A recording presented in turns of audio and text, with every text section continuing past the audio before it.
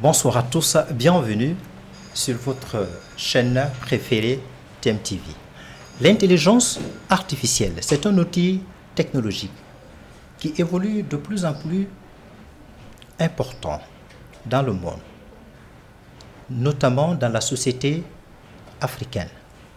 Parce que cet outil important apporte de l'efficacité, de l'amélioration et la précision dans la production, surtout dans divers secteurs d'activité, en l'occurrence la santé, l'éducation, l'économie et même les services financiers.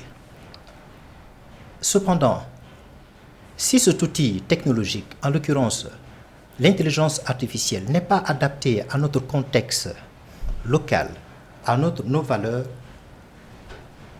cet outil, évidemment, pourrait s'avérer un outil très dangereux, très fatal pour notre société, à cause de sa capacité générative, parce que l'intelligence artificielle pourrait réaliser des tâches de travail à la place des enseignants, des artistes, des journalistes, donc personne n'est épargné. Et pour en parler justement de cet outil aujourd'hui qui est en train de révolutionner notre quotidien, nous avons donc décidé de recevoir M. Mamadou Sellou Diallo. Il est enseignant en mathématiques à l'université de Cheikh Anta Diop, notamment en géométrie. Il est également évaluateur international, évaluateur de qualité dans le marché à l'international et service international. Donc avec ce monsieur, nous allons parler de cet outil très important, l'intelligence artificielle. Bonsoir. Bonsoir. Merci de répondre à notre invitation. Merci. Alors, vous avez tout récemment participé ou assisté à ce forum à la 6e édition, puisqu'on a vu d'autres éditions qui s'est déroulée à Accra et ailleurs. Donc vous avez eu cette opportunité de participer à cela. Alors, selon vous aujourd'hui, quelle est justement l'utilité de l'intelligence artificielle qui est en train de révolutionner aujourd'hui les choses? Ok, merci bien. C'est un nouveau pour moi d'être là. C'est un réel plaisir pour moi d'être à nouveau ici. Je vais rectifier une chose. Je suis étudiant à l'université Cheikh Anta Diop en master mathématiques, notamment en géométrie et application. Je suis également évaluateur de qualité dans 2 entreprises internationales et enseignant au lycée Saint-Pierre de Dakar. Comme vous venez de le dire, l'intelligence artificielle qui évolue, qui marque son évolution dans le monde, surtout sur notre quotidien actuel dans divers secteurs, connaît une ascension fulgurante dans notre société. Notamment, tout dernièrement, nous avons assisté à un débat, un événement annuel qui réunit plusieurs personnalités africaines, ou pour dire en général, les personnalités du monde entier. Y compris les entrepreneurs. Y compris les entrepreneurs également. Ouais, les start-upers aussi. Exactement. Parce que qui parle de l'IA, on va essayer d'abord de donner une définition simple de l'IA, même si définir l'IA est très difficile. C'est un concept complexe. Ou donner une définition précise à l'IA, c'est très, très difficile. Mais l'intelligence artificielle, c'est un processus d'imitation de l'intelligence humaine. C'est-à-dire permettre à l'ordinateur de penser et d'agir comme nous humains, nous pensons et nous agissons. Oui, à la place de l'intelligence humaine. Bien, évidemment. Ouais. Donc,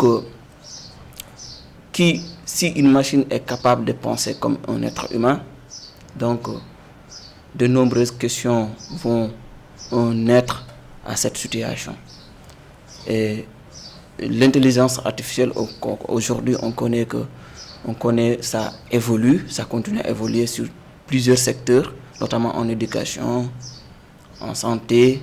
Alors justement, si M. Diallo, si on s'en tient voulez dire, certes, ça évolue dans plusieurs secteurs, mais le secteur où vous évoluez, en l'occurrence l'éducation, quelle est l'importance de l'intelligence artificielle dans ce domaine-là, en termes d'efficacité, en termes d'amélioration? Bien, vous savez, l'intelligence artificielle, si on arrive à... Est-ce qu'aujourd'hui, ça change votre méthode de travailler, votre méthode avec laquelle vous enseignez les enfants aujourd'hui? Est-ce que ça a changé? Il y a une forte amélioration à ce niveau? Bien sûr, parce que grâce à lui, on peut personnaliser des modèles qui permettent à l'élève de suivre un apprentissage automatique, surtout par rapport à ses besoins personnels. Ouais.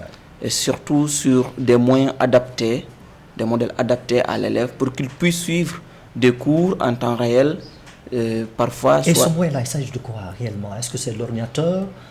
Le cours est relié aux ordinateurs aujourd'hui? Oui, est-ce que c'est ce moyen digital que vous utilisez pour permettre ainsi aux enfants de mieux cerner les cours? Bien sûr, c'est des moyens à travers un moyen digital que l'élève va suivre un cours personnalisé, par exemple, bien modélisé, il va suivre en temps réel le cours et sans attendre... Mais pour cela, en amont, il faut une initiation en informatique. Oui, c'est une initiation, forcément. Quand je reviens un peu sur ce problème un peu problématique, je suivais un jour une conférence de M. Cédric Villani. Il parlait de la non-connaissance de l'informatique. Et lui, il est un Français. On ne dit pas qu'il n'y a pas un développement en France. Il dit qu'un tiers des Français ne connaissent pas l'informatique. Et 2 tiers des Français ont peur de l'intelligence artificielle. Donc là, on utilise bien sûr un modèle digital pour améliorer l'enseignement, l'éducation. Mais il faut d'abord une initiation de l'informatique aux élèves. Il n'y a pas que... Il y a aussi dans le secteur de la santé, on voit aujourd'hui la médecine, la télémédecine qui se développe avec une vitesse fulgurante qui permet aujourd'hui aux médecins, même en étant loin du patient, de pouvoir les soigner. Oui, l'évolution de l'IA ne se limite pas, ne se borne pas. Il évolue dans tous les secteurs, notamment en santé. Les diagnostics médicaux, de façon automatique. Aujourd'hui même, la chirurgie a évolué dans l'IA. Du coup, l'IA n'a pas de borne pour l'instant. Il s'applique, il suffit juste qu'il ait un modèle adapté à lui et il essaye de continuer, de se développer. Et grâce à l'algorithme, c'est un système-là, un outil qui permet à l'intelligence artificielle de faire une productivité ou bien de produire de manière efficace et très améliorée. Oui, vous savez, chaque domaine, à chaque fois que vous voulez faire une chose, vous allez développer un algorithme. Imaginons que vous voulez étudier un problème, il vous suffit juste d'avoir un algorithme, de proposer un algorithme bien adapté à ce que vous voulez, au problème que vous voulez résoudre, et vous l'appliquez à la machine. La machine, elle, une fois que tout est bien fait, tout est bien modélisé, tout est bien appliqué, et la machine va exécuter et vous allez avoir une solution directement. C'est pourquoi l'algorithme, c'est vous qui allez initier, qui allez proposer à l'ordinateur, c'est ce que je veux faire à travers cet algorithme-là, bien défini. Par exemple, vous voulez aller au marché, vous voulez faire par exemple le mafé sauce, par exemple ici au Sénégal, vous savez quels sont les condiments à acheter. Vous allez dire, voilà, je vais acheter ça, je vais acheter ça, je vais faire ça, et une fois je vais mélanger ça pour obtenir la sauce que je veux. Donc c'est ça que vous allez apprendre à la machine. À travers un langage précis. Merci. C'est ça. Alors d'ailleurs, c'est ce qui permet aujourd'hui à l'algorithme, via l'intelligence artificielle, de pouvoir faire en peu de temps les vaccins contre les épidémies, même contre les pandémies qui frappent l'humanité. Bien sûr, parce que ça, c'est des scientifiques qui ont réfléchi, qui ont adapté à ces problèmes-là, à des algorithmes bien personnalisés pour pouvoir détecter très vite quand il y a un virus, par exemple, de détecter directement le virus et de proposer peut-être un traitement très rapide. Donc, tout est bien programmé. Tout est bien programmé. Et c'est pourquoi aujourd'hui, on voit que les machines ont tendance à prendre la place des hommes. Oui, justement, prendre la place de l'homme. Aujourd'hui, dans le secteur, dans l'entreprise, dans nos activités, nos emplois, on risque de le perdre petit à petit. Parce que les tâches que l'être humain faisait de manière lente, aujourd'hui, par contre, l'intelligence artificielle est en train de le faire de façon, une vitesse effrénée. Vous voyez ça? Donc, est-ce que ça améliore notre façon de travailler, notre productivité? Est-ce que il y a une forte amélioration à ce niveau? Oui, il y a une forte amélioration. D'abord, il n'y a pas un avantage sans inconvénient. Tout à fait, on va y revenir. Du coup, il y a une forte amélioration. Aujourd'hui, on voit dans plusieurs secteurs où il y avait des barrières, surtout certains points qui étaient difficiles aux hommes pour les faire. Aujourd'hui, à travers l'intelligence artificielle, on a vu que si un simple programme, un simple algorithme, on peut effectuer plusieurs tâches, de nombreuses tâches différentes à des quantités volumineuses. On voit aussi les robots, qui font le travail, qui font la sémence. Hein? Voilà, qui font la sémence à la place des agriculteurs, des paysans. C'est inédit. On n'a jamais vu ça auparavant. Bien sûr, parce que où on faisait, nous, par exemple, 3 heures de temps, ouais. À travers l'intelligence artificielle, on fait en 30 minutes, par exemple. Donc, ça réduit énormément le volume d'heures que nous devions effectuer pour par exemple, cultiver un hectare de champ. Ouais. Où on faisait, par exemple, 3 heures de temps, oui. On fait en 30 minutes. Oui, non seulement en termes de temps, mais c'est en termes de coût. En termes de coût aussi, oui. Ça réduit forcément. Parce qu'avant, on ne connaissait que l'agriculture traditionnelle. Mais avec la modernisation de l'agriculture, forcément, l'intelligence artificielle a eu un impact très profond, surtout qui est très, très, très, très important. Non seulement ça réduit les coûts, ça minimise les heures, et ça aussi permet à l'homme... aussi le personnel. Oui, ça permet aussi à l'homme d'évacuer à d'autres occupations. Tout à fait. Parce que le quotidien du travail, il est très difficile. Alors oui, avant, l'homme était vu comme un esclave parce qu'il travaillait beaucoup. Aujourd'hui, grâce à l'intelligence artificielle, l'activité qui était très rude, très compliquée pour l'homme, est en train de réduire fortement. Alors, il n'y a pas que le côté positif de l'intelligence artificielle, il y a le côté négatif. Alors, on va parler ça tout de suite.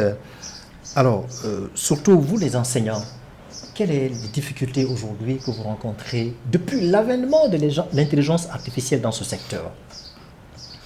Bon, le début d'abord, c'est que tout le monde ne connaît pas l'informatique. Tout à fait. Les élèves ne connaissent pas l'informatique.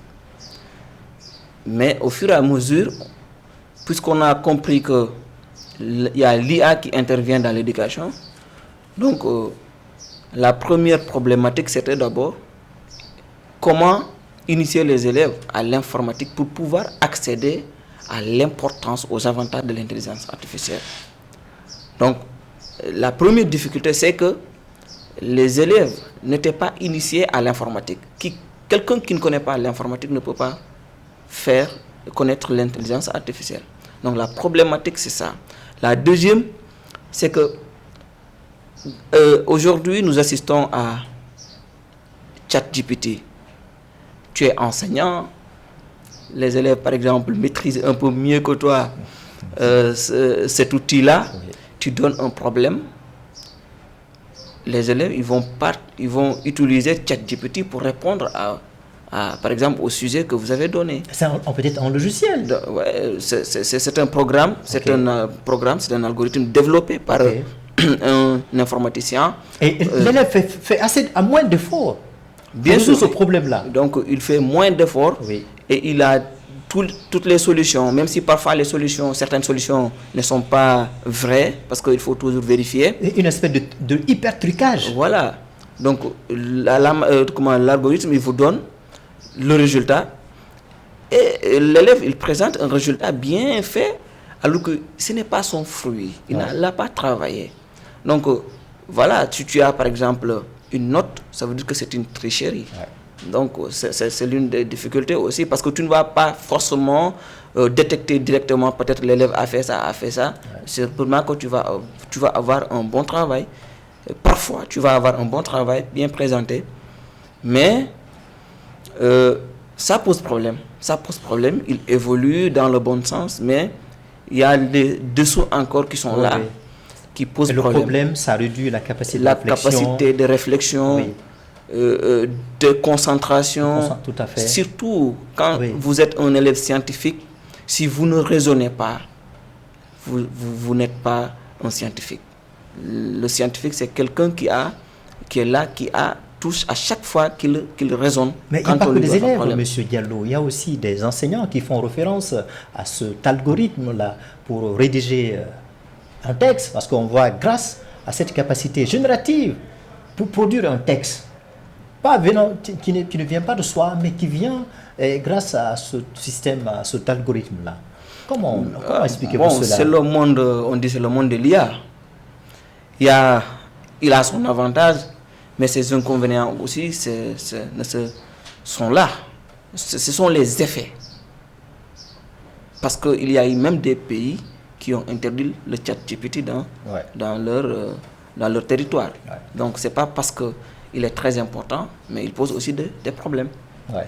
Il y a aussi un autre problème que l'intelligence aussi peut apporter à travers les multinationales occidentaux qui sont implantés quasiment en Afrique, qui forment nos talents ici, nos cadres, nos étudiants, et au finish, ces étudiants ont tendance à aller à l'étranger pour aller travailler pour ces pays-là. Est-ce que ce n'est pas une espèce de fuite de cerveau? Bon, le problème, c'est qu'en Afrique, l'intelligence artificielle est moins développée. Par exemple, si tu fais une formation en IA, il n'y a pas des emplois qui sont adaptés à ta formation, tu risques d'aller ailleurs. Ouais. Et si tu pars ailleurs, on va le considérer comme une fuite de cerveau, bien sûr, mais on n'a pas le choix. Parce que quand tu fais une formation... Et qu'est-ce qui provoque ce vide-là, est-ce que c'est de la responsabilité du pouvoir, des politiques, de se doter une intelligence artificielle, une souveraineté numérique? C'est cela? C'est cela le problème. Parce que à chaque fois qu'il y a une nouveauté, moi, je pense qu'il y a quelque part un problème de moyens. Parfois aussi, il y a une négligence de la part des autorités. Mais le problème le plus marquant, c'est que nous ne sommes pas adaptés forcément au modernisme. C'est ça le problème. Parce que, par exemple, si vous voyez l'événement que nous avons assisté cette dernière semaine à l'université Ahmadou Mahtar Mbow, c'est un événement de deep learning, l'apprentissage automatique. C'est-à-dire, si nous prenons le cas du Sénégal, le Sénégal se positionne sur l'évolution de l'intelligence artificielle. Comme leader en Afrique. Bien sûr, en tout cas en Afrique de l'Ouest, il a bien montré cette semaine-là. Parce que il est en train de se positionner petit à petit avec même l'installation ici du supercalculateur, de la data center. Donc ça montre. Mais nous n'avons pas adapté, nous n'avons pas tous les moyens pour concentrer les données volumineuses pour qu'on puisse être souverain. Mais pour cela, il faut des infrastructures numériques. Oui, c'est ça, mais il nous faut du temps, il nous faut aussi travailler dur et se doter des moyens d'abord, les moyens basiques. Ouais. Parce que c'est la base qui est importante. Mais il faut de l'investissement, comme on voit les pays occidentaux, comme les États-Unis, l'Europe, qui investissent de fonds colossaux dans le numérique, pour se doter de cet outil-là, qui est indispensable aujourd'hui. Bien sûr, il faut que les États, il faut que nos autorités puissent investir forcément sur le numérique. Parce qu'aujourd'hui, on a vu que quand on n'est pas souverain, quand on utilise toujours des données des autres, c'est-à-dire des autres, toujours nous sommes dépendants. Ouais. Et cette dépendance-là va continuer. Imaginez qu'à chaque fois qu'on utilise des données des entreprises internationales, s'il y a un problème, il y a un risque de la protection des données de nos populations. Oui. La fuite de nos données. De données personnelles. Voilà. Et c'est pourquoi nos autorités, sur ce point-là, doivent investir de façon inlassable pour que nous ayons au moins des machines, une intelligence artificielle africaine, qui peuvent au moins que protéger nos données, même si c'est nos données personnelles. Et vraiment, les données étatiques sont là. Donc tout ça, il faut que chacun, pas forcément, parce que vous voyez que le plus souvent, c'est pas forcément aussi les autorités qui doivent, la population aussi doit quelque part s'investir plutôt dans la formation, parce que n'ayant pas les moyens financiers, mais s'investir dans la formation, accepter de se former, surtout les jeunes, les étudiants, soit les sortants ou bien ceux qui sont à l'université, accepter de se former pour la maîtrise parfaite de cet outil qui est l'intelligence artificielle. Alors comment expliquer aujourd'hui, on voit les gens qui se permettent de façon banale ou complaisante, allègrement, de faire une espèce de sexétal sur les réseaux sociaux, Facebook, YouTube, un comportement qui pourrait porter atteinte aux bonnes mœurs. On met quelqu'un quasiment à nu sur les réseaux sociaux. C'est le fléau le plus fréquent aujourd'hui. Et pour moi, c'est l'inconvénient le plus marqué par l'intelligence artificielle aujourd'hui, où une personne se permet par exemple de prendre la photo ou bien une vidéo authentique d'une autre personne. Elle va modifier grâce à l'intelligence artificielle, la présenter autrement de façon ignoble. On présente une personne, par exemple, une personnalité pour ternir juste sa réputation. Ça, c'est un problème très sérieux aujourd'hui. On l'a vu à chaque fois qu'on veut atteindre une personnalité ou bien pour des intérêts personnels ou individualistes. Il y a un moyen d'essayer de truquer, de déformer la personne en la présentant autrement pour atteindre à sa réputation et surtout sa dignité, à son honneur. C'est vraiment un problème fréquent. Et pour cela, les personnes qui publient aussi leurs vidéos doivent faire beaucoup attention parce qu'il y a toujours certaines qui sont là, qui attendent que vous produisez par exemple une vidéo de vous. Si la personne a quelque chose entre vous, elle va prendre la vidéo là, la transformer. Alors cet élément, cette valeur universelle qui est la démocratie, qui est censée nous protéger aujourd'hui, même elle-même, elle est atteinte à cause de la désinformation, parce que les politiques, le pouvoir, pour prendre cette décision, il faut qu'ils aient sous la main une bonne information. Alors s'il s'avère que cette information qu'ils ont sous la main, elle est fausse, le contenu, l'information dont le contenu est faux, à partir de ce moment, la démocratie risque d'être atteinte. Oui, mais parce que quand il y a quelque chose, il y a l'IA est là et ses problèmes, mais il faut adapter aussi les normes juridiques à l'IA. Si normalement chaque État a ses normes, ses principes normalement juridiques, quand une personnalité est atteinte dans la fausseté, normalement, là c'est l'appareil judiciaire qui doit être utilisé pour traquer ces personnes, par exemple, ces gens qui font ces choses ignobles. Vous voyez, normalement, à chaque fois qu'il y a de telles atteintes, il y a l'appareil judiciaire normalement qui doit travailler, qui doit œuvrer pour l'identification d'abord de l'information, de la fausse information qui est partagée, décrypter l'information, étudier l'information et essayer de voir, détecter où est la cause de la fausse information. Une fois qu'on se rend compte que l'information a été déformés, par exemple, où il y a eu l'utilisation de l'IA pour transformer l'authenticité de la... Par exemple, si c'est une vidéo, il faut que la justice soit... Et parfois aussi, travaille pour connaître l'authenticité de cette information, pour voir si l'information elle est sûre, on est encore obligé de refaire recours à l'intelligence artificielle. Bien sûr. Toujours, c'est l'IA. C'est bien. Ouais, il faut l'IA encore. Oui, ça. Et même l'intelligence artificielle s'incruste aussi dans le processus électoral. Parfois même, le vote des électeurs est modifié, ce qui pourrait entraîner le choix d'un président qui ne correspond pas au choix des électeurs. Oui, ça fait partie de ces inconvénients. Ouais. C'est l'influence technologique. On a vu que il y a des experts en informatique, il y a des experts en IA. Maintenant, si parmi eux, il y a certains qui sont mal intentionnés, qui veulent saboter des élections, ils vont développer des algorithmes.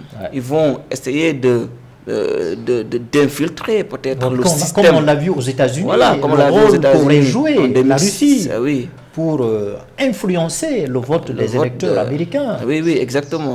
Lors des élections entre M.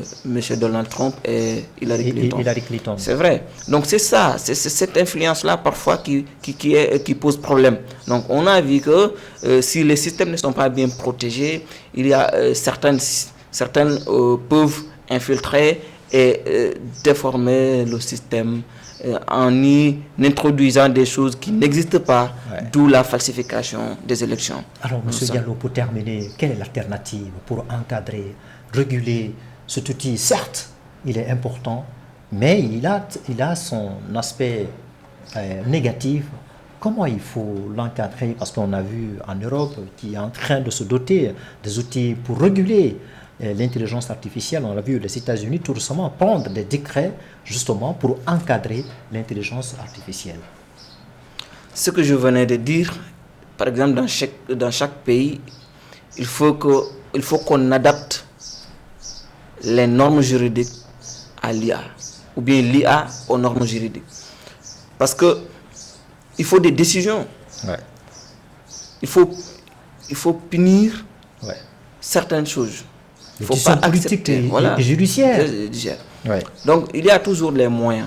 D'abord, c'est d'essayer toujours de trouver des moyens de sécurité fortes pour protéger les données. Donc il faut ça d'abord.